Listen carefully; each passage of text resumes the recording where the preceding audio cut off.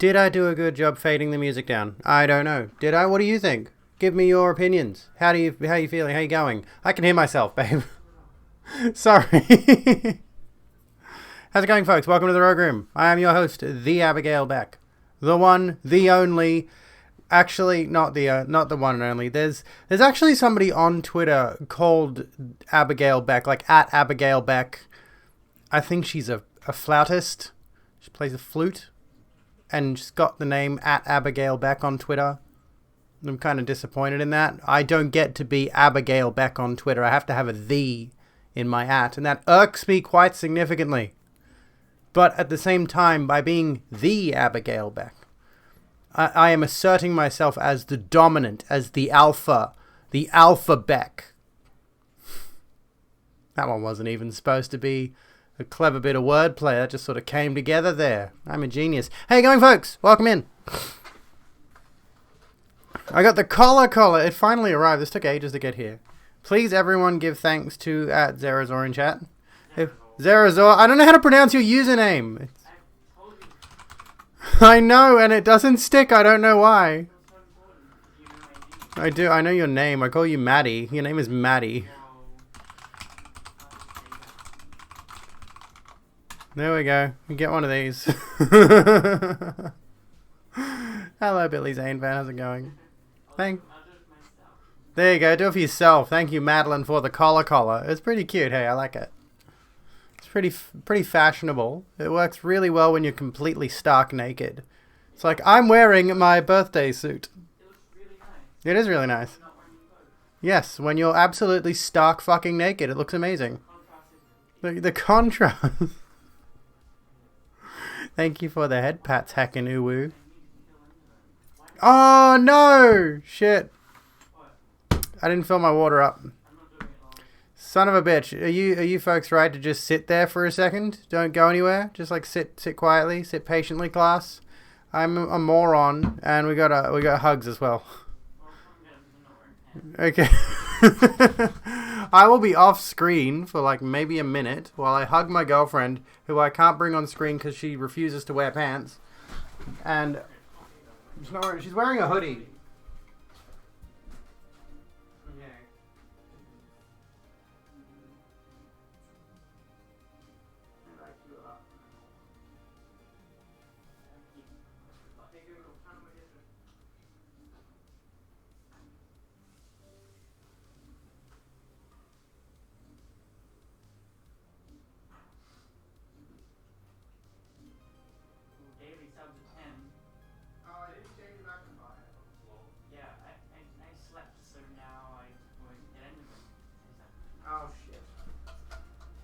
Sub goal is set to 10 today because I'm feeling greedy and selfish. Get my cute ass back. Well, my cute ass is back. Forgive me while I move my microphone around. I can't wait to have like a better microphone situation. I really should get a boom arm, honestly. I don't know why I've got this big gaudy thing. Well, it's not gaudy. I should, honestly... there you go, Prince. I should coat this thing in absolutely heinous rhinestones and make the gaudiest mic stand anyone has ever seen. So that when I say that, because I just throw the word gaudy into conversation when I find something tacky, tasteless, or annoying, I should actually make it tacky, tasteless, and annoying. I got my water. Here we go. Anyways. Make it clash with the room. The room is quite tasteful, actually. The room is quite spectacular, not the film. The film, The Room, is actually really awful. Don't watch it. Pardon? There's also a video game called The Room, which has to be better than the movie. Okay, good. Apparently it's good. But the movie, good lord. There's no fucking way. I've seen scenes from it, that's enough. You know? Tacky, tasteless, and annoying. What a sentence to enter the stream on. How you doing, Frost of North? Welcome in, folks. I hope your day has been splendid. It is an incredible movie in the sense that it's like, I can't find a credible reason for this movie existing. It honestly astounds me in so many ways that this movie got made in the first place. Yeah, not good by any stretch, but it is incredible. And what's even better is it has this phenomenal cult following for being such a just awful movie, just really heinously bad. And the guy who made it, what's his name? Do you remember his name? Tommy Wiseau. Yeah, Tommy Wiseau. I know you meant The Room is lovely. I like my bedroom. I like my room layout. I see hello. you brought guests. Willow, hello. Welcome, friends. We're just talking about The Room, the Tommy Wiseau movie. Trans rights. Can we get some trans rights in chat? Willow and friends, welcome in. How are you going? We're just getting started here in the Rogue Room, talking about the movie The Room. For some reason, I've never actually seen it. Party lights. Ah, my girlfriend / assistant can actually control the lights for me, so I could do like some magic shit. Put them back. Okay, watch this. I'll turn them off. Ready? Okay. Bang. Lights out. Okay, ready? I'll be out of my seat for a second. There we go. Look at that. How's it going, folks? Welcome in. I hope you're all well. How did your stream go? Tell us all about it. Thank you, by the way, babe. Pardon? What? I can't understand you. Okay. My hair is not sitting straight and it's annoying the piss out of me. Anyway. Oh, anywho. I have not seen the movie. I have no intention of seeing the movie. Okay, let's clarify. Good discussions, grappling with your sexuality. Apparently, we were doing that recently. Well, not with your sexuality. We were grappling with mine, but you know. That seems to be a thing, honestly, when you begin to understand and comprehend just how convoluted sexuality is. You are too kind. Follow on, thank you for gifting a sub to Willow. You become so much more aware of what your attractions are and what your proclivities are. And you ruminate on it more often. Stop saying the room. Hello. She's trying to collect Endermen so she can go to the end in Minecraft, by the way, just so we're all clear on what my girlfriend's doing. In case you were dreadfully curious. I'm in a room. I'm not in the room.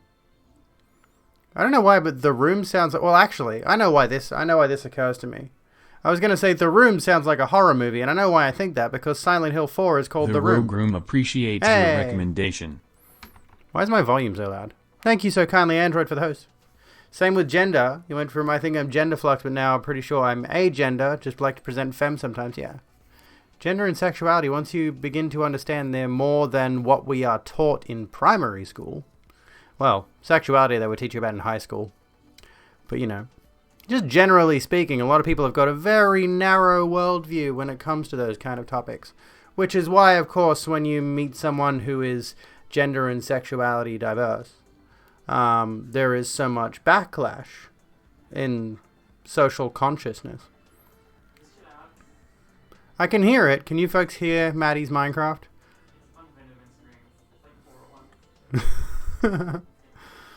Endermen. She's fighting Endermen. Kind of a horror movie if you count the acting. Well, yes. Can you be horrified by a person's acting skills? Or by how awfully a movie is put together? Here's a thing, actually. Here's on the same subject. On the same level. Francis Ford Coppola, right? Director of the Godfather movies, right? Got together with, Steven Seagal, right? And produced this movie called Twixt. And I watched about half of it and had to turn it off because it was by far the worst shit I had ever seen in my life. The Rogue Room appreciates your recommendation. Singal, thank you for the host. You got a job interview today. Hell yes. And here I am sitting thinking to myself as I turn it off at like the 40-minute mark. I'm like, not a single bit of that movie made any sense to that point. None of it. It was all gibberish. And this guy directed The Godfather? Like, what happened? Hello, Amelia. How you going? Steven Seagal in the new Finding Nemo movie. It was bizarre. What's the worst movie you've seen? What is the worst movie you've seen? Okay, let's strike The Room from the record. What? Well, I mean, yeah. Should we strike X-Men Origins Wolverine from the listing as well? You know? That one's too easy. As a Mighty Boosh fan, gibberish is a matter of quality. Well, Mighty Boosh does gibberish in an entertaining way. The Tower, Terminators. Wait, there was a movie called Terminators? You watched all the Human Centipedes, they're bad. What's even worse is like the second Human Centipede portrays the first Human Centipede as being a movie in universe. And then like the follow-up, like in that sequel, is a guy inspired by the movie to make an actual Human Centipede. I don't know. Anyway, it's stupid. It's dumb shit. I've never watched them. I don't intend to. Battleship, I can't believe... I've never seen it, and I can't fathom that it was even made. Why did they turn that little game where you are just literally, you know, E5, did I hit your battleship? Why'd they turn that into a film and subsequently a video game of the film of the board game? Why? Featuring Rihanna. So we're clear. In an acting role. What was this? Why? Yeah, I could tolerate stuff like the Mighty Boosh where it's gibberish nonsense, but it's done cleverly and entertainingly. Rihanna acted once. And hopefully never again. Anyway. Regret watching a film called Teeth. I've seen that one. I've seen that one. It's as bad as it sounds. Yes, she has teeth in her vagina, that one. Sucker Punch was weird. I watched most of that in between making out with my friend. So, but then like thinking back on it, what I saw of it makes about as much sense as if I wasn't making out with my friend. It's... By the end of it, there's kind of a bit of a revelation that ties everything together, but not really. It's... I think they were trying. They were really trying to do something revelatory with that movie, and I don't think they hit the mark. Please don't mention teeth like in any context. I will now try my best to talk without showing my teeth on screen. Young Frankenstein was the best movie, honestly. I haven't seen that one. You heard somewhere that Michael Caine was legit terrified by Heath Ledger's performance as the Joker in The Dark Knight. As long as he wasn't I mean, we all know that The Dark Knight probably pretty much killed Heath Ledger, which is a horrible story, but at the very least we have to... I mean, quite frankly, of the cinematic Jokers I've seen, his is my favorite. So I can see where Michael Caine would be coming from with that. Cause it's a very disturbing performance. And it kind of suits the character well as well. I think what hurts is when you can tell someone is trying but then they fail miserably. Yeah. Kind of sucks. He was a victim of drugs and physical pain. Yeah, exactly. He basically, it was an overdose, wasn't it? It was a drug overdose. And I think like the role plus numerous other factors sort of led to that. Swings in on a string of snail slime. That sounds incredibly gross, Snaily, but welcome in. How you going? What movie were they trying to do something revelatory with? Sucker Punch, I think. You know, again, what I saw of it, which was maybe 40-ish minutes. You know, I was preoccupied and I wasn't paying attention. It was visually entertaining though. Like the thing is, there was a time period in cinema, and maybe like it's not really necessarily a time period, but there's at a certain point, CGI wasn't really fully there yet, and there's been a bunch of movies that have adopted CGI in such a way that it's like ridiculously cartoony, but also sort of still tying to realism in a way. Like it kind of looks like a PS2 video game almost that tries to be realistic in its CGI cutscenes. And there's a bunch of movies like that, where it's like they've got this wacky CGI going on interspersed with live action. And it's easy to, like, it's so blatant green screen. It's not the level of The Mandalorian, but it's also a fun visual style at the same time, where, like, things are mixed together. And I think the visuals are probably the most pertinent selling point of that movie. The story is gibberish. There you go, by the way. Abigail Bear. Am I a fighting type Pokemon? Because I can seismic toss you any day. Hey, listen. No. Please watch Assassination Nation. Sucker Punch was very bad. Oh, was Sucker Punch Zack Snyder? I didn't know that, actually. It's funny how I can't stand most of his movies without even realizing they're by him. Something Vaporeon is the most compatible Pokemon. I have a Sylveon here. I'm such a trans stereotype. I am the trans stereotype. I got the bisexual lighting. I got a Sylveon plushie. I literally have a trans flag. I've got another trans flag. My girlfriend has one in the room out there. There's the fucking blue shark. Pardon? You said the room. I said stop mentioning the room. Watch Young Frankenstein? I will have to. Look, hang on, ready? Oh, don't... We now have 2 trans flags. For the 2 trans... homosexuals. You probably shouldn't. It's probably TOS. Anyway. Look, I'm one of these. This is not warm. If you are freezing, you're better off finding a towel, not a flag.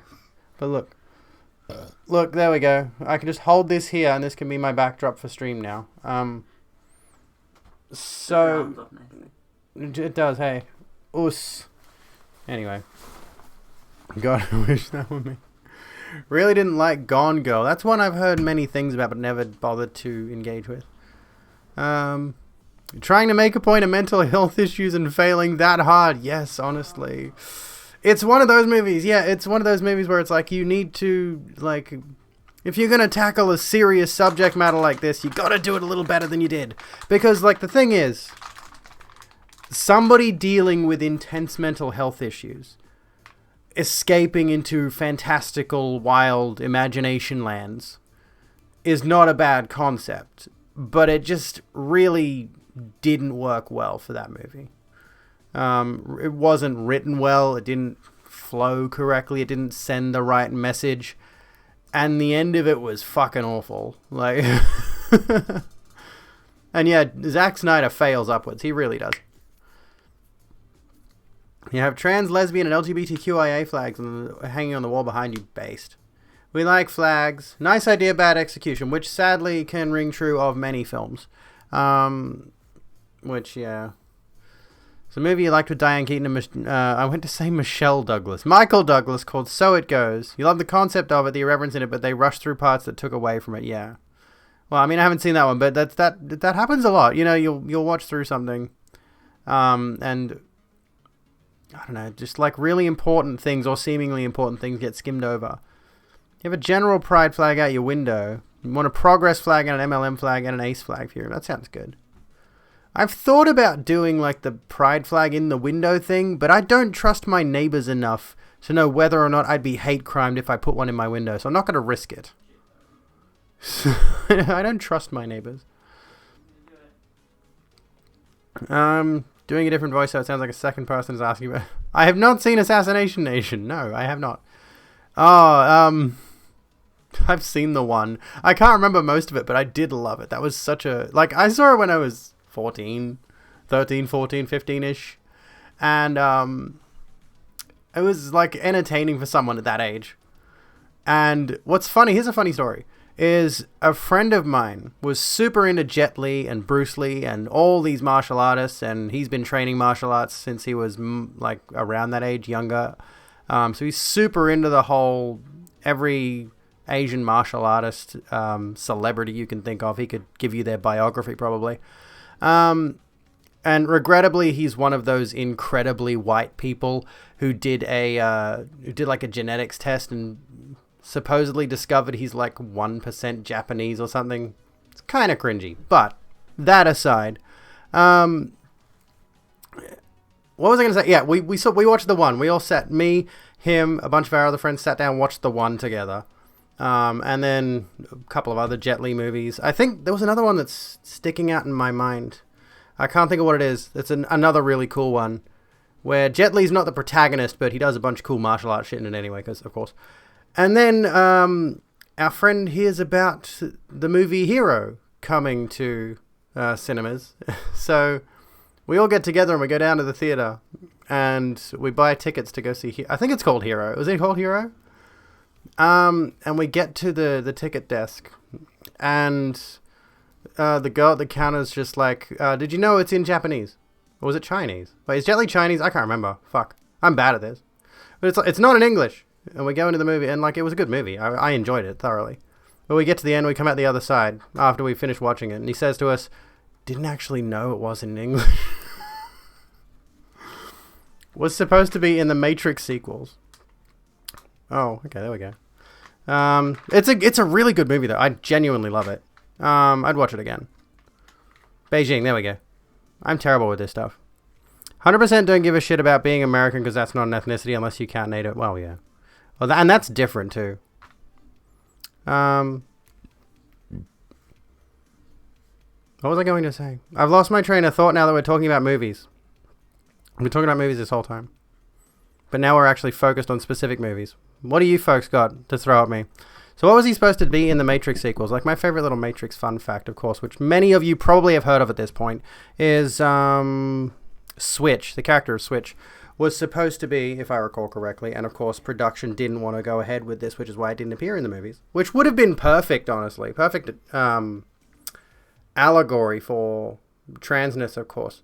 The character was supposed to be female outside the Matrix and male in the Matrix. Pardon? Well, yeah, it's confusing, but you know, that was a cool concept. I'm kind of surprised they didn't do that in the new one. They totally could have, honestly. They had, you know, a male character outside, female character. Oh, either one of them. They would swap. The name Switch kind of gives it away. And like what I'd love, however, is that the character of Switch is still very, very androgynous. So it kind of works, but not really. But yeah. It was 1999. Here's the funny thing, though. It's like, why would it matter, though? If it's a digital world. You know, I guarantee you there were people playing, like, EverQuest. Or was EverQuest around in 1999? There were MMOs, like Ultima or something like that. There were MMOs, shockingly, on the internet back in those days. And they were very rudimentary. And you can guarantee there would have been dudes playing chicks in those games. Of course there would have. If video games allowed female characters back in those days. EverQuest, yes, there we go. Trans character wasn't even allowed to be trans and they still killed him off. I'm just headcanoning Switch as non-binary. Anyway, lab results came back and your T is super low, which is great, but also showed my estrogen level has dropped back into male range. What? Why? That's odd.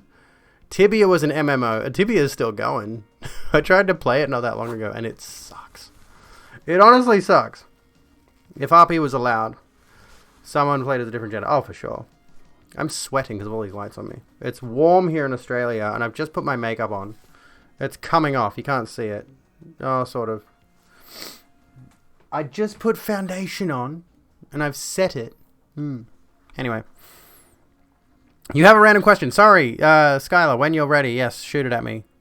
Woman moment. I have plenty of those because I'm a woman.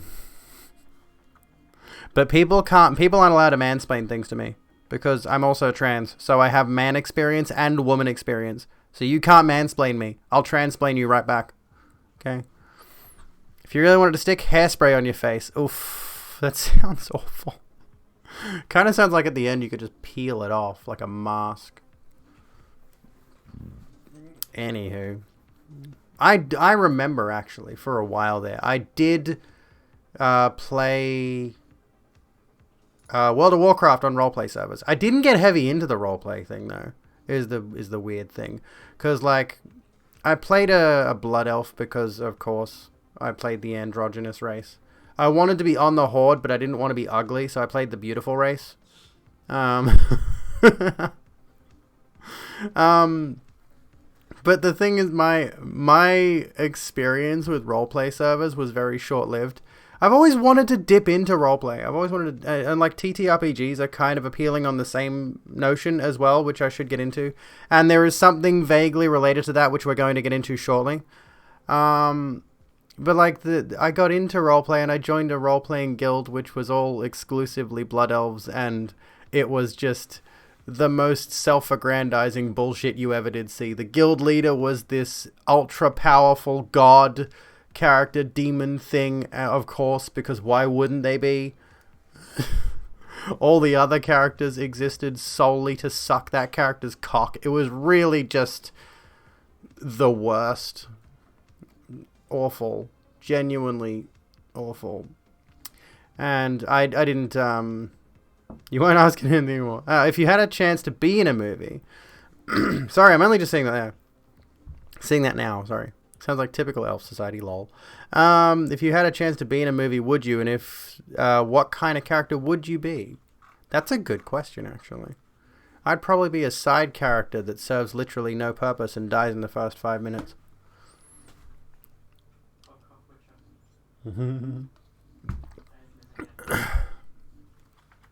Sounds like, that was sadly the case of numerous, roleplay guilds on those servers. They were always filled with these characters that just couldn't handle being not the most powerful being on the planet. Like, just power fantasies, yeah.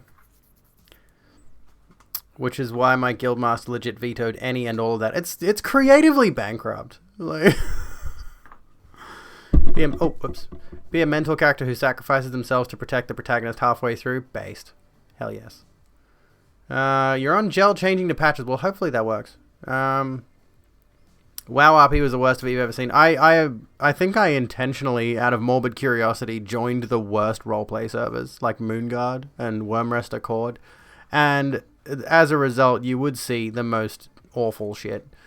Yeah, a red shirt. I should just be a red shirt. Wait. Yeah, I'd like to do some kind of roleplay, tabletop, whatever. Because the idea is appealing, the idea is interesting, but then there's that whole thing of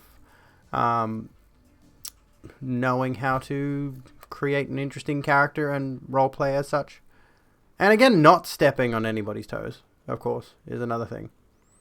Vampire the Masquerade, if I could, I'm interested. I did try to play Vampire the Masquerade Bloodlines back in the day being like 2014, years after it had been out for like a decade. So I have some familiarity with the universe. There's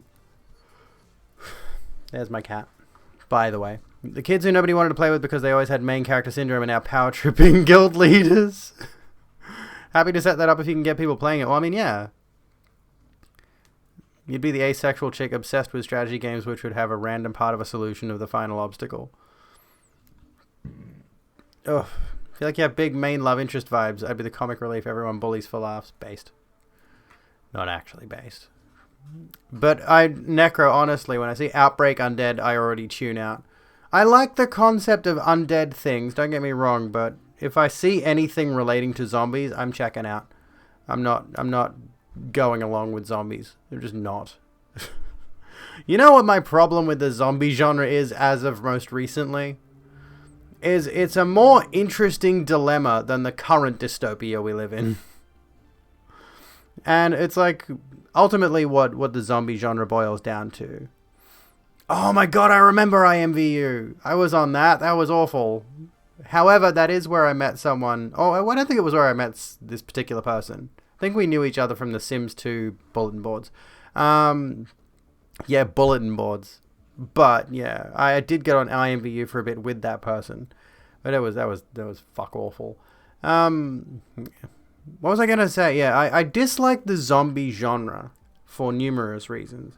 Not the least of which is the fact that it immediately degrades to this survival of the fittest mindset, which is inherently kind of I'm going to say a fashy outlook. All of the human organizations tend to gravitate towards we need to be hyper-violent and kill everybody else that's near us so that our group can survive. Kill the other, they're not allowed to exist. Dystopia is out, Hope Punk is in. I wish. Yeah. I remember playing a little bit of IMVU. I don't know where it is these days, but you know.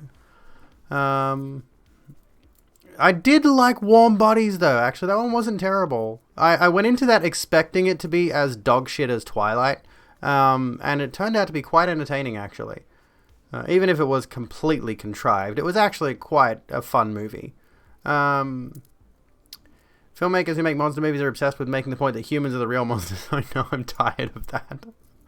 I'd like to make a monster movie where it's like, the real monsters are the monsters all along. Zombie game, but it's about a queer commune collecting other queers from the wasteland to add to the polycule so they can grow potatoes in peace. Based. Did not really get the initial vibe of what RP servers were meant to be like when you first opened WoW. So he made a Pandaren rogue named Pandapool and was going to talk about chimichangas. Oh no! Oh, don't. Oh no, the people, like, they're the worst. Those are the worst kind of role players. I hate to degrade you and humiliate you, but I saw that a lot. When I did do RP, there were so many characters who were just, I'm going to take this character from this series and I'm going to reskin them for the World of Warcrafts. In some cases, they didn't even do that. Hilariously, they would just straight up copy-paste a character from, like, Lord of the Rings or whatever and just roleplay that character as poorly as possible. I mean, shitposting justifies it, not gonna lie. Similarly, I played Champions Online, the superhero MMO, for a bit, and it was the same deal. You go on roleplay servers, there's like 40 Wolverines, 30 Hulks, numerous Iron Men, LeMao. I can't handle Deadpool anything because you've been to and worked too many conventions. I literally have not been to a single convention where there would be a Deadpool thing, and I'm sick of him. I mean, fair play to you if you enjoy the Deadpool universe thing. Not universe. I mean, you could argue Deadpool has his own universe at this point. But it's like, he was entertaining. I'm going to be a hipster right now. I'm going to be a total fucking hipster. First movie came out, great, you know, some popular mainstream exposure to the character that we'd sort of all already established was pretty cool and edgy and all that, and edgy take on a superhero, whatever. And it was neat, it was fun, you know, the first movie, and then it just shot off into mainstream popularity, and now there's merchandise of him fucking everywhere, and it's just like, please stop, we get it, enough. There's only ever one Snail Girl. Batman too, like Batman, Superman, Spider-Man. There are a few. I mean, Iron Man in particular is another one where they've just, you know, burned through that, even though the character is, spoilers, fucking dead at this point. Don't be surprised. I mean, you've seen the movie. Anyway. Spider-Man. If you haven't seen the movie, you shouldn't be shocked that Iron Man's dead. Cunt. My goddamn water bottle is leaking on me again. Anyways. They've just, like, saturated the superhero market now. And are we really that fussed about seeing more Spidey-Mens? You're gonna watch Endgame tomorrow, rip. No one gave a fuck about Iron Man till the movies? True. What was that thing where, like, and this is kind of funny to look back on now. Sony had the opportunity to buy the entire Marvel catalog back in the 90s. And they said they were going to buy for like $22 million or something like that for every single Marvel superhero. And Sony said, no, we're just going to take Spider-Man for $7 million because no one gives a fuck about any other superheroes. And it turns out they're right. You know, it's like all of a sudden everyone's just back on the Spidey hype train and really couldn't care less about forthcoming Avengers movies or whatever. Which, I mean, would I be wrong by saying that I think we've all definitely hit a point of superhero fatigue by now? I mean, I saw the trailer for The Batman the other day and I'm just like, I honestly couldn't give a fuck. Like, and that's probably because the forthcoming Batman is yet another grimdark, You know, and like, have you seen the fan art of, not fan art? Have you seen the the concept art or the costume of the Riddler that's supposed to be in it? I mean, go look it up if you don't care about spoiling yourself. It's just like, really? You couldn't get, like, that's really? Yeah, some Zodiac killer looking bullshit, and it's just like, please give us at least a fun, fancy free telling Batman jokes from the Christmas crackers Riddler, please. Like, far more interested in the weird stuff, Guardians of the Galaxy and Thor, and that's mostly because of the directors. I mean, yeah. Can you imagine a happy-go-lucky hippie Batman? Please, I beg of you. And Maya, you're absolutely right. Guardians 3, I'm mildly interested in. Maybe. I'm not too fussed with Chris Pratt. I mean, not too fussed is understating it, underplaying it quite significantly. Crisp rat. Tasty. You've been playing Dishonored. Anyway. You only watched the original Avengers, Iron Man 3, Guardians, and Ant-Man. I think there's only a few out of the whole lot that I haven't seen. And, yeah, Adam West Batman. Just bring back Adam West Batman. Is Adam West still kicking around? Is he dead? I don't know. He is smudge again. You hate Chris Pratt. What sucks is that, like, oh, he did die, didn't he? He did. I forgot. Oh, my God. Yes, hello, meow. Meow. What are you huffing at me for? Piss off. Died in 2017. Goodness me. I can't believe I forgot that. Thank you for the head pat, super heckin' validoo. Thank you. Oh, I can pet the cat. Hang on. I need to bring him back. One sec. I gotta be really careful because, you know, skirt.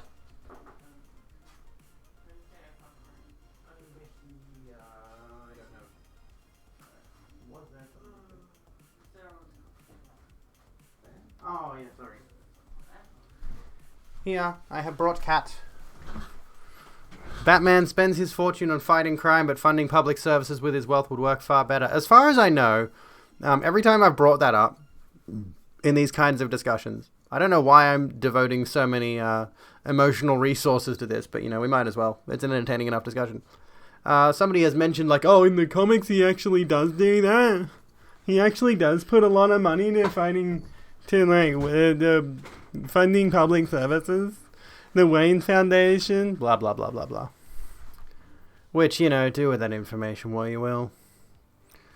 You like Joker 2, but because of the performance, it was a really interesting character with a Batman-shaped tumor on it. Yeah, I agree.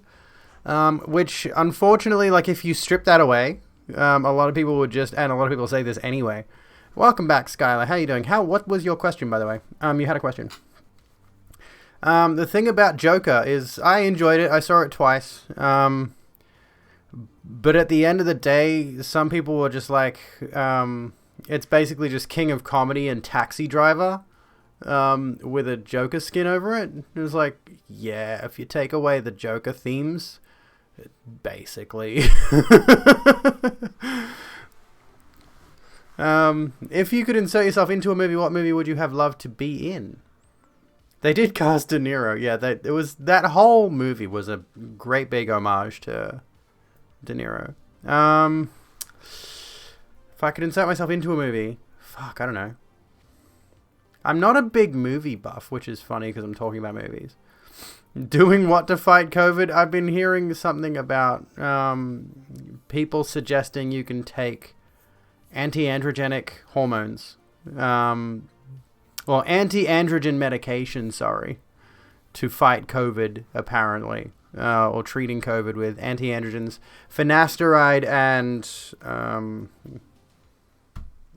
I forget what the other one is.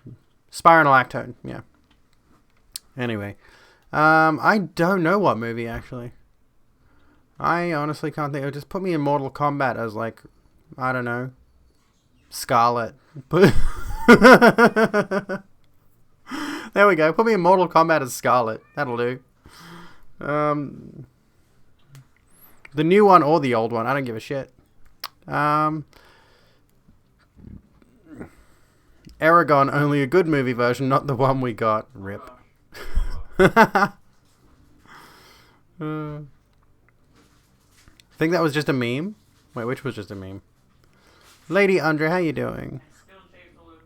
Oh, you think the HRT thing was just a meme? Probably, but it's still funny as fuck. So don't see why they don't go the rest of the way and just add estradiol to their antiviral regime. If it works, I mean... You have shapes in your keyboard. How'd you manage that? It exploded. The chip packet exploded, guys.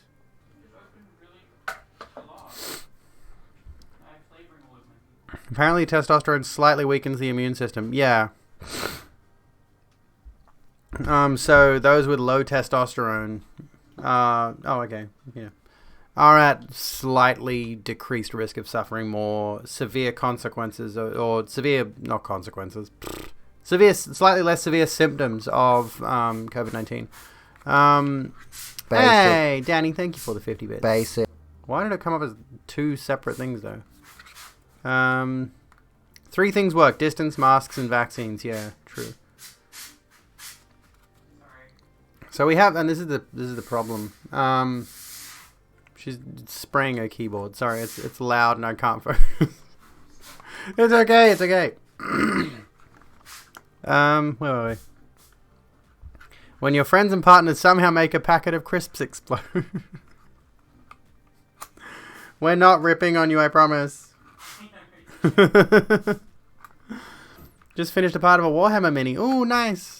I just threw out a whole bunch of miniatures because there was no way in hell I was going to wait around to try and sell them. Huh? Oh, okay. Danny, thank you for the head pats. Can I have head pats? Carefully. She's literally only wearing that hoodie. Like, it's dangerous out there. Well, careful. Any mirrors in the background, dude? Just this one, but there's nothing behind me, so no one should be able to see anything.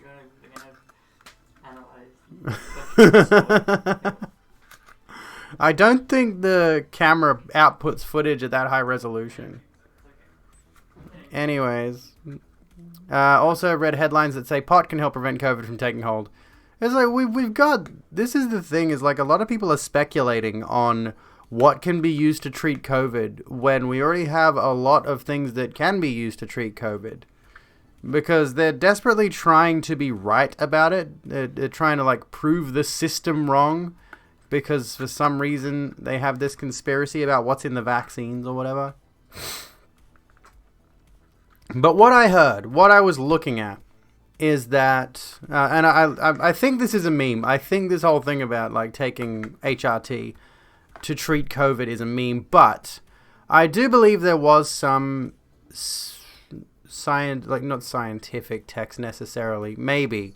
But there was something to suggest that taking anti-androgens once you're already afflicted with COVID has the possibility, if you were to do a rapid and, what was it? Let me think for a second.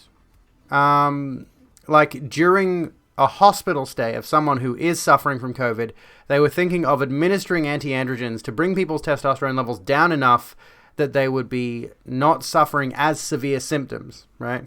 So it wouldn't be like putting them on a permanent HRT regimen to stave off COVID-19. That's not really what's going on. Anyway, yeah, the vaccine is just a controlled form of the virus, so even if you do get the virus, like I have and like Maddie has, we're not suffering, the most severe form of it. We're going to pull through it. You thought they would give steroids? It's a whole mess of things. I don't know what they actually do to treat people who get hospitalized for COVID other than ventilators. I have no idea. COVID is transphobic. We need to force fem them, yes. FLCCC was saying to take spironolactone or finasteride to treat COVID, which I don't think is going to really, well, hopefully, is not going to take off because, if certain trans folks can't get their HRT because of some idiots who think it's going to cure COVID, like frickin' ivermectin. Your friend caught COVID at work. Sadly, I'm not surprised, and I hope they get well soon. Monoclonal antibodies and nutrition bombs are what they use to treat it. There we go. They're saying to take 100 milligrams of Spiro twice a day for 10 days. That's a lot of Spiro, isn't it? Pardon? Well, yeah, it's like 4 of those tablets. Fucking hell. That's a lot. It's a standard-ish dose. Oh, okay. I don't know. All I know is I'm thinking of, like, I've got a script for cyproterone, which is my T blocker, and I'm thinking of coming off that. Because I don't need it anymore. I'm going on progesterone soon. So I got progesterone and estradiol valerate. Actually, zooming on estradiol valerate, what is it? No, it's hemihydrate. Sorry. Estradiol hemihydrate, yeah. And then progesterone, prometrium. So I'm going to be off my T blockers permanently soon. I'm going to make that decision for myself. I have not consulted my endocrinologist on this, and I probably should. But I am on 12.5 milligrams a day, which is nothing. It's like the lowest dose you can take of cyproterone without coming off it completely. It's a lot to go straight on without letting your body adjust to it. Yeah, exactly. So it's a pretty radical idea for a treatment. Do you need T blockers if you're on prog? I don't think so. And I've had numerous friends on HRT suggest that to me, and I've done a bit of looking into it myself, and it seems like very likely I don't need to stay on T blockers if I start taking prog, because there will be enough estrogen production in my body to basically prevent testosterone production. We thought my partner had COVID. Did a test. In the end, it was like a light from the a light form of the flu, as it is flu season. Like you beach, you had me scared. Well, over here in Australia, it's summer, so it shouldn't be flu season. But, you know, of course, given that Omicron is now just infesting everything, and our government is doing the absolute least they possibly can to control this thing, we're just kind of stuck with this let it rip mindset. Our government is treating COVID like Beyblades. You know.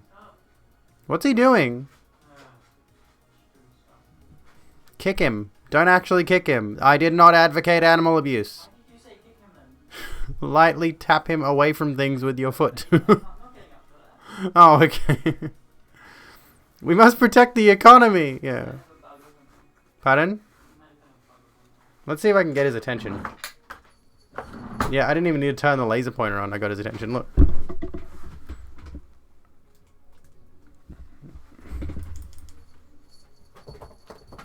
I'm just going to give you a bit of cat for a moment.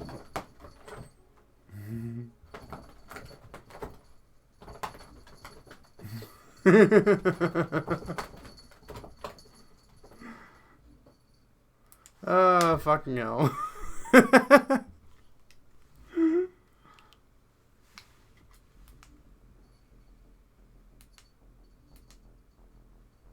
Come on, move. Go. Shoo. Oh, you don't have emotes. Someone gift McCady a sub. They don't have emotes. We need more people in chat with cat emotes. Somebody just like hit my sub goal for me for today. Thanks. I would appreciate it. I'm broke. Well, actually, I'm not completely flat broke. I've just got not. Pardon? We're all broke. Can somebody give me the communal trans $20, please?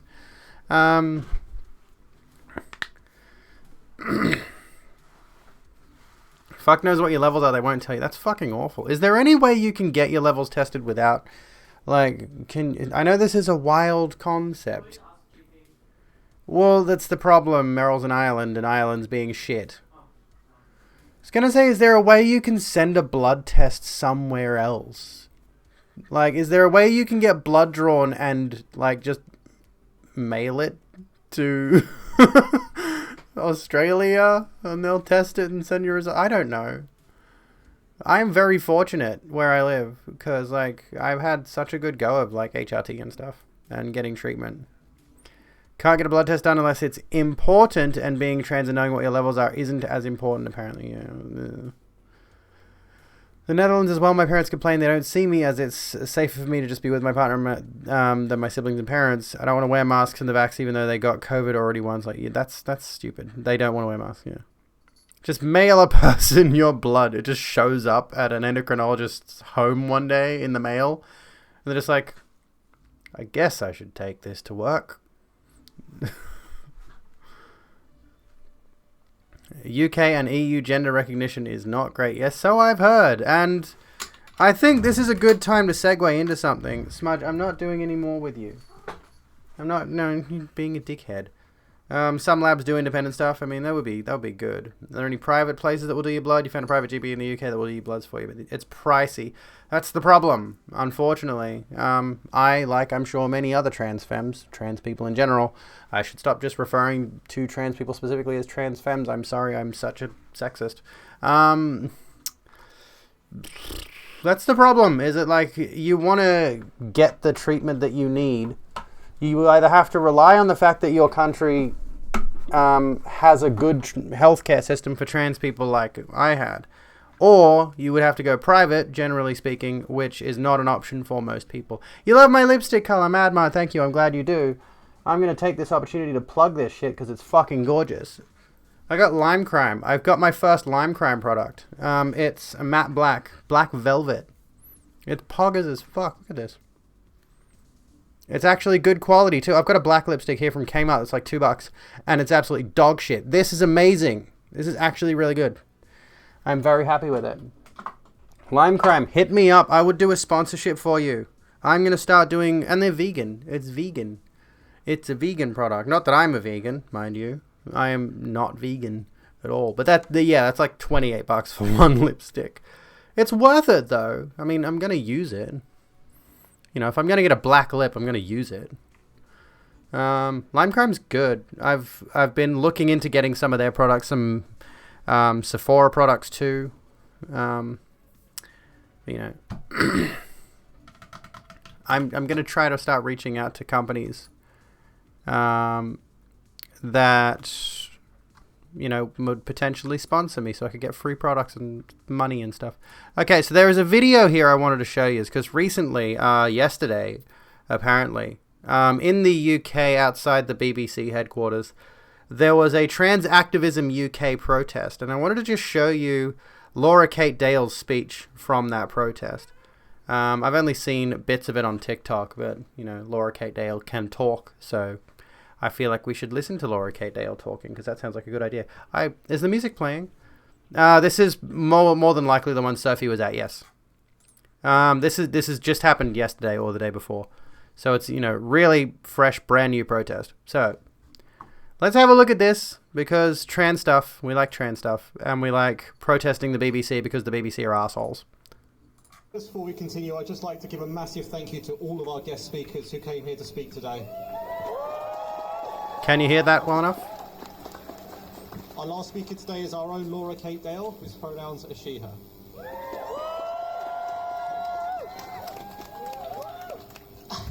Thank you so much, everyone who's come out today. This is the... Sophie is... the volume is kind of low. Okay, I'll turn it up. Sophie is not the electronic music artist. Sophie from Mars on Twitter and Curio on YouTube. First time I'm seeing the whole crowd, and thank you. Why is that not loud enough? Once upon a time, the BBC loved to hear what I had to say. What is that buzzing? Oh, that's annoying. Sorry, that's really obnoxious. They saw me as an expert, and would regularly point to me as someone who was worthy of being listened to, so long as I stuck to video games.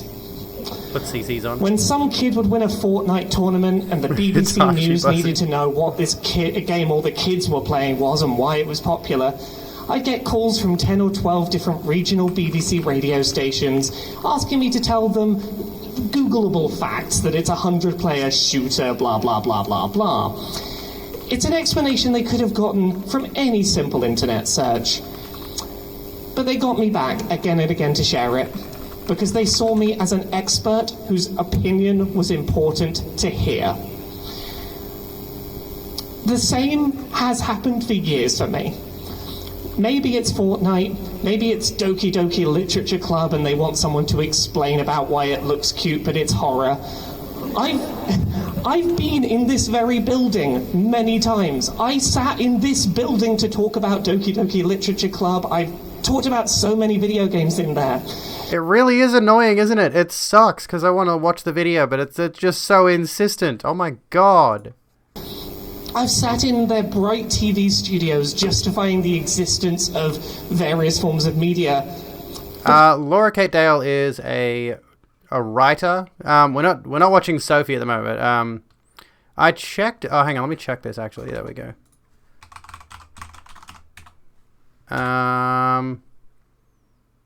There we go. Sophie from Mars. Yeah. Oh.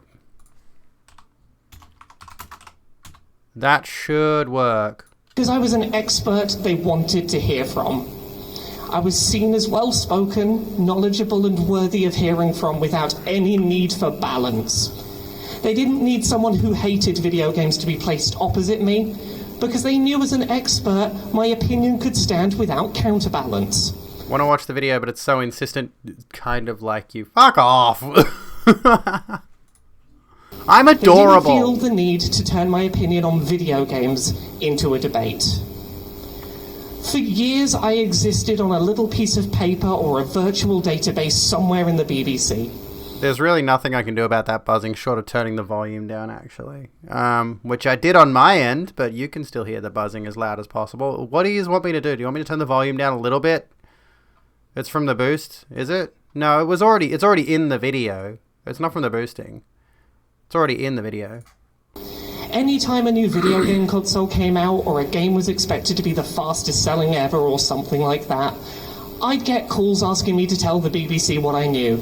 Because I had the experience and the expertise needed to debunk misunderstandings and share an account of things as they were.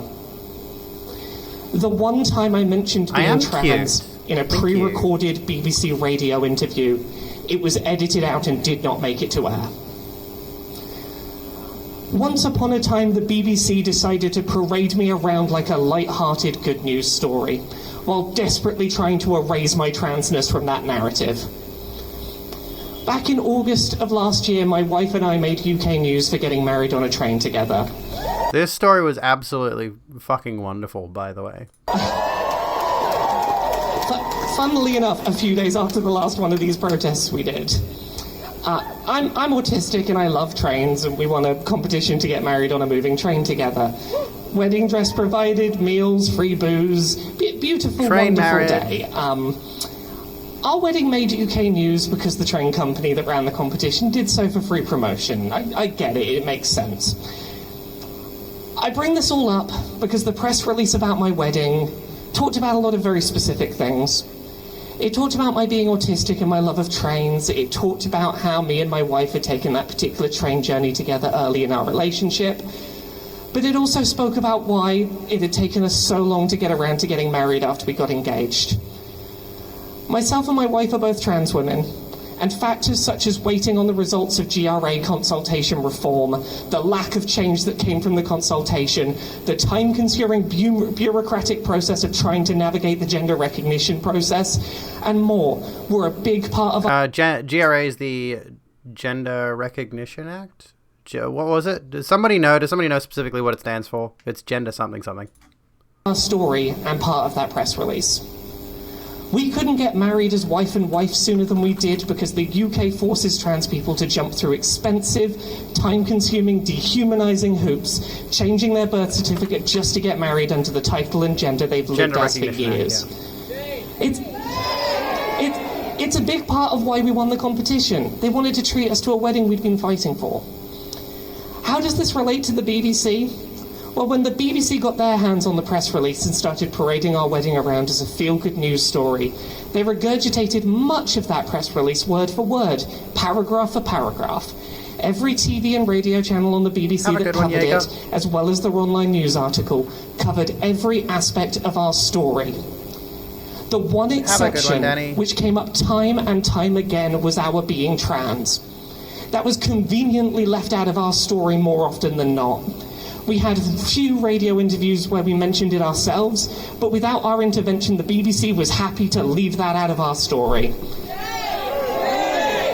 They were plenty happy to talk about the cute, happy train lesbians having their unique, cute wedding.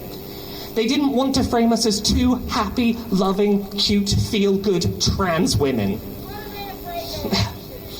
I cannot prove that this was malicious or deliberate or coordinated, but I sure couldn't shake my suspicions about how it all played out.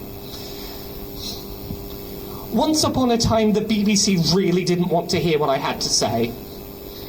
Despite more than 50 BBC appearances over the span of 3 years, the BBC no longer reaches out to me as an expert to talk about video games. I am honestly not surprised.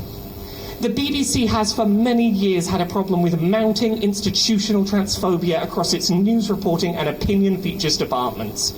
This is not a secret but an observable fact. From their increasing platforming of anti-trans activists and hate groups as unbiased sources, to their behind-the-scenes rule that trans people cannot appear without anti-trans balance, their spouting of misinformation about the trans community, to their growing unwillingness to correct even basic misgendering in quotes they publish. People always want to see cats. This has been a long-time issue that, over the last 5 or so years, has only gotten worse. Okay, Luke, but I understand. Make sure you take care of your health, yeah. As those of you here today likely know, this came to a head a few months ago with an article on BBC News that stopped legally shy of accusing trans women as a societal group of being potential rapists and a threat to cis lesbians. They may have used the term some, and they will insist that this is enough to imply that this was a story about a minority of experiences, but you just have to look at social media reaction to the piece to see that it was read by the general public as a warning. It was read by the general public. Joling, calling, rolling. Absolutely take the opportunity to say that every single opportunity you can. Fuck joling, calling, rolling. The way we all knew it would be. That most trans people are potential rapists and we should stop them by clamping down on their rights. We could talk all day about the problems with that piece, from its uncritical platforming of hate groups to its burying of quotes from trans people that countered the narrative, from the Lily Cade manifesto to the BBC's unwillingness to properly take responsibility for what they had done. It seems like such an easy win, but I want to focus a minute on my relationship to the BBC as someone who they have for years seen as an expert. I, along with the rest of trans activism UK... Happy trans train lesbians. I mean, yeah, I would agree, except for the fact that the BBC treated them like shit and continues to treat trans people like shit, which is the primary focus, I suppose. But yes, happy trans train lesbians. Yeah, did you not hear about this, Madmon? I mean, the summary of the article should basically cover the whole concept, but there was legitimately an article published by the BBC that alluded to the idea and strongly suggested the idea that trans women, trans lesbians in particular, are predatory rapist individuals. And they featured, like was mentioned here, a cis lesbian who herself is known to be a sexual predator. And get this, actually preyed on other lesbians in public bathrooms. I'm not kidding. And then, of course, Lily Cade, the person in question, went on to post a psychotic blog post talking about how violently she would destroy trans women and named several notable trans women,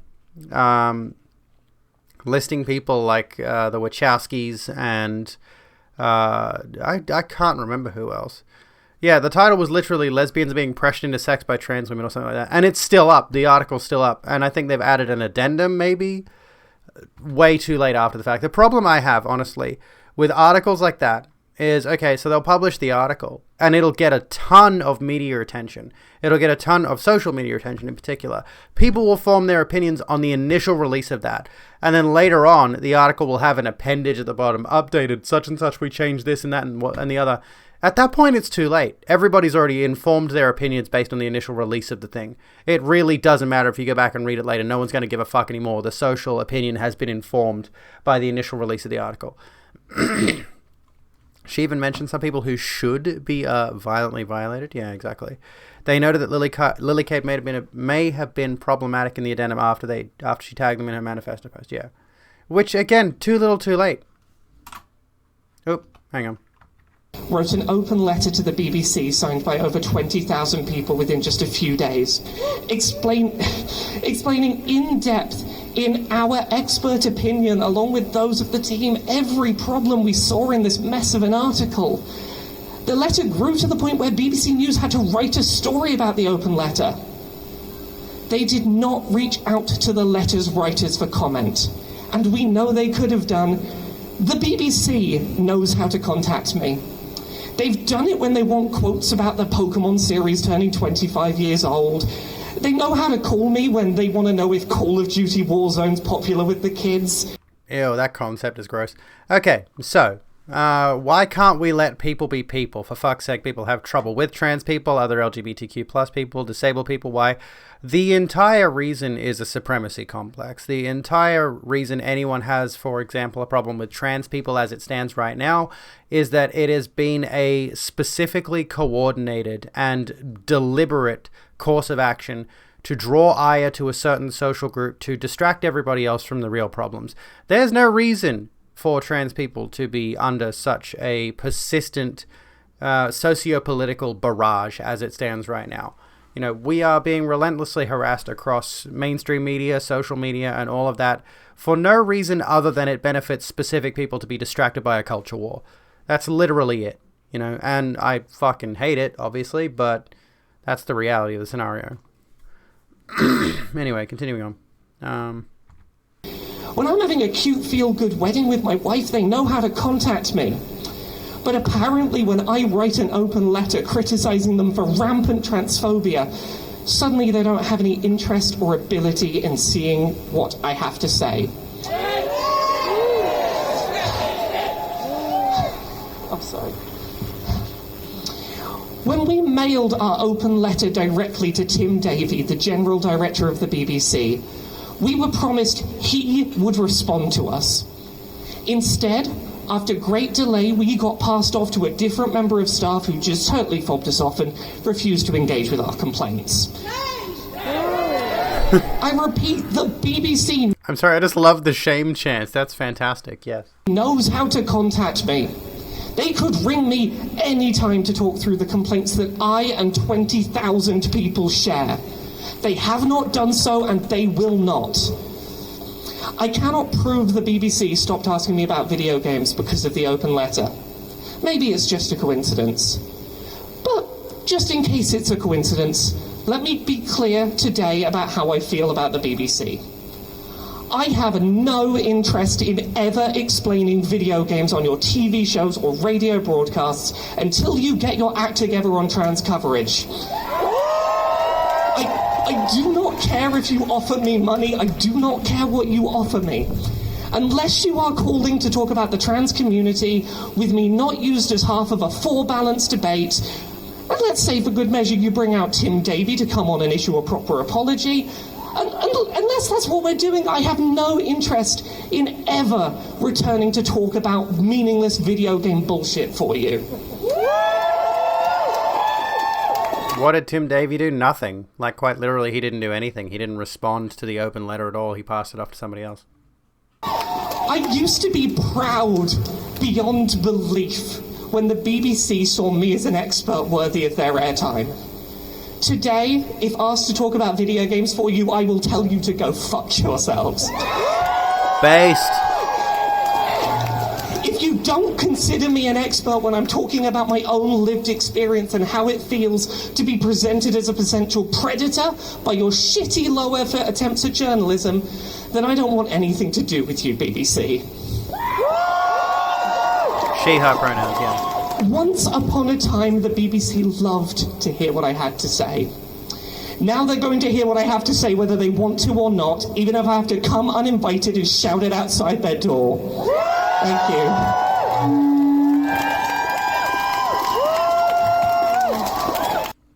Gorgeous. Wonderful. Yes. That's what we like to see. There we go. What are our thoughts on that, folks? What do you reckon? Is this music playing? I can't hear the...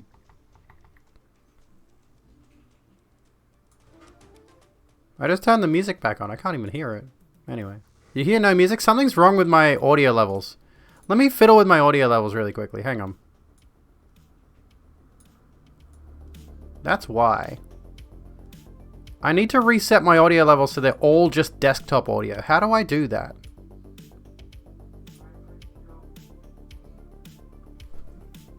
Say that again.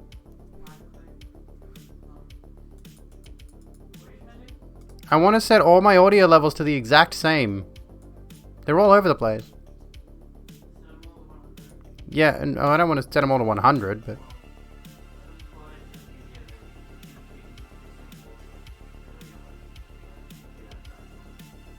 Oh, I see. What a pain in the ass, I don't know. I suppose that's an option. Hang on. Let me do that quickly. I'll make sure that audio is all completely off for the moment, folks. Give me a second while I fiddle with my audio settings. Alright, let's put them all... oh my god, that was loud, sorry. Why does Streamlabs chatbot have a volume slider? It doesn't have sounds. Oh no, actually it does, never mind. It has, if you set commands up to play sounds, it has sounds. There we go. I don't want to have all these different applications having individual sound ranges. I want to know how to turn that off. Anyway, I know they adjust together, but if you like set them all to 100 or whatever and then scroll it down, it adjusts them. But if you scroll it back up again, it leaves the other ones set exactly where they were before. Anyway. Pardon?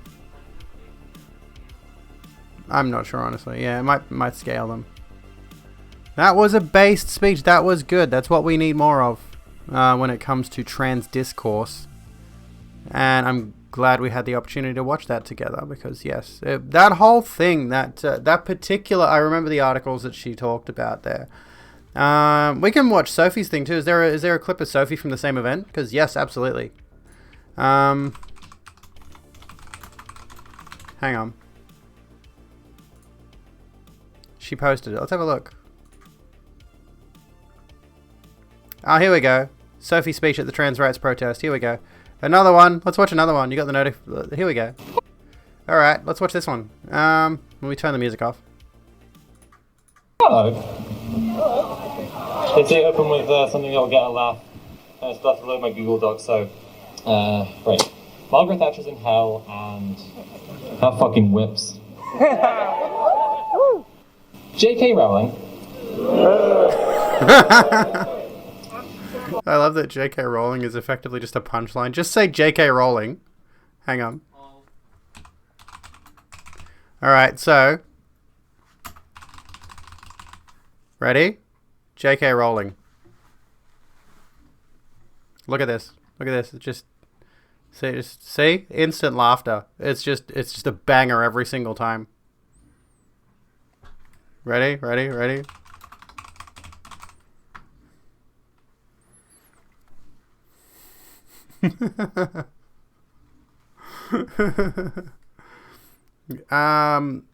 So, J.K. Rowling.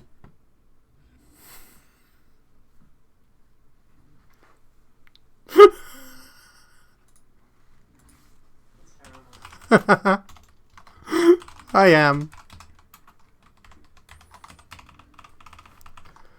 By the way, I just have one more thing to say. Joling, coaling, rolling.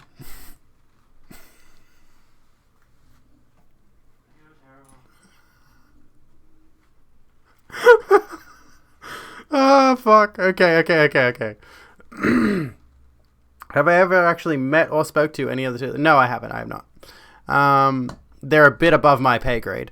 Sean explains the article well in his vid, but he's not a direct part of this, so yeah, exactly. What did she do now? I mean, what hasn't she done? She just keeps platforming transphobic hate speech and then says, oh, I just have opinions. Transgender people should face the wall, but I acknowledge they exist. I just think they shouldn't. That's J.K. Rowling, basically. J.K. Rowling, world-famous transphobe and part-time mediocre detective fiction author, tweeted just before the new year. I actually had to rewrite the speech. She's always tweeting something. She quoted a tweet that said, the majority of Americans agree with J.K. Rowling, there are only two genders. And she said she doesn't believe there are only two genders, she just wants to focus on the distinction between sex and gender. She called this a minor correction. Well, she doesn't seem particularly bothered that people are using her name to perpetuate more serious bigotry. The ILGA Europe, who previously ranked the UK as top for LGBT rights and its equality in... Hang on, I gotta turn that up again, because I can barely hear. This doesn't continue to hold the volume scale. Next, we are now 11th, if you were wondering. said in their review of 2021 that J.K. Rowling had materially contributed to attacks on LGBT. JKKK Rowling. I mean, I get it. It's amusing enough, but I feel like it's a bit of a stretch, honestly, because while she is a racist, I'll say that now. I don't think her specific bigotry doesn't really necessarily tie to the things that the KKK have done. Like it's a weird, like there's distinctions to be made, but anyway, I get the joke. Anyway, we're laughing at you, just kidding, Rowling, not with you. You failed as an edgy comedian. LGBT rights in the UK. I think that's pretty clear to see. And I think it extends beyond the UK as well. With people around the world now using I love JK as a shorthand for I hate trans women, a shorthand for I think trans men are just misguided, brainwashed lesbians, a shorthand for I think this trans nonsense has gone too far. When Rowling tweeted a questionable comparison between police recording the gender of perpetrators according to self-ID and George Orwell's 1984, always a good sign of intellectual curiosity and depth, in my opinion. Her tweet was shared by right-wing personalities from anti-abortion, big smart debate boy Ben Shapiro. You're doing good, I'm doing good. I don't believe in Dutch we have a word for gender, we only have a word for sex, as in the sex you get when you were born, but it ain't too hard to learn about it. Well, thanks to it, I understand myself just a tad better. Yeah, it's when we bring different languages into this and their understanding of these things, like this is the thing is... yeah, Benny boy. A lot of the trans discourse. Subtitles. Turn subtitles back on. Can I move them? Can I move them like over sideways? No, I can't move them. That will have to do, I suppose. Benny Papino. There's a lot of cultural significance to the understanding of gender as well that is oft overlooked when we have these discussions, which you can ask a question if you want, Jodian. All the way to open white nationalist Richard Spencer. Shapiro and Spencer each have a history of using violent rhetoric which encourages stochastic fascist terror attacks. I'm trying here to highlight how people use Rowling to push more extreme bigotry, how more extreme and dangerous bigots use her to further their reactionary goals. Baby. Last year, a Republican senator